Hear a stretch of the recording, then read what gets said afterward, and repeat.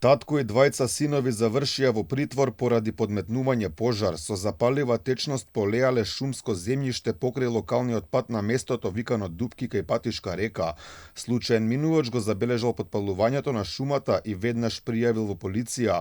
Полициските службеници веднаш дошле на терен и ги фатиле на дело тројцата подпалувачи. Со запалка запалиле ниско стеблеста шума и суви треви. Опожареното земјиште е во државна сопственост, а постоела опасност пожарот да се прошири на поголемо подрачје, ниско стеблеста и високо стеблеста шума, па дури да зафати дел од националниот парк Јасен.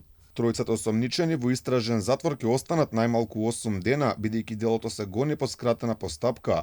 Надлежните постојано предупредуваат дека нема да толерираат ниту еден кој намерно предизвикува пожари, а од Центарот за управување со кризи секојдневно алармираат на поголема внимателност од граѓаните, зашто во дел од случаите тие се и намерно предизвикани.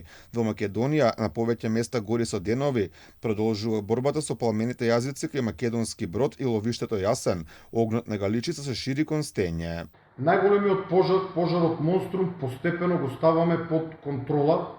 Кракот кон Јасен е се уште активен, иако со помал обем. Таму на лице место действуваат 20 вработени во Јасен, подпомогнати со локални пожарникари со противпожарно возило од македонски Брод. Вториот крак од овој тежок пожар, кракот кој што се движише кон викет на селвата на езерото Козјак, е целосно изгаснат, се гледа горење или чадење во внатрешноста на изгореното. Пожарникарите повеќе од еден месец се борат со пожарите и секојдневно се на терен, а во гаснењето учествуваат и голем број вработени во национални шуми.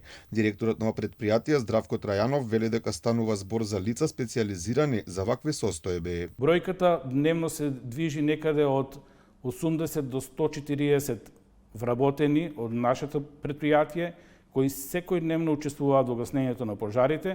Некогаш тие бројки се многу поголеми, некогаш се помали, во зависност од ситуацијата, меѓутоа се трудиме колку што е можно да сето тоа се санира, затоа што сме свесни дека опожарената површина е голема загуба. Македонија добива и меѓународна поддршка во битката со огнените стихии. Од повеќе земји пристигнаа специјални тимови, беа испратени хеликоптери за воздушно гаснење, како и теренски возила кои се движат по тешко пристапните терени. За најголем број пожари постои сериозен сомнеж дека се подметнати, па поради тоа се активирани и полициските дронови кои го надлетуваат македонското небо и ги ловат подпалувачите и дрвократците. Поднесени се повеќе кривични пријави.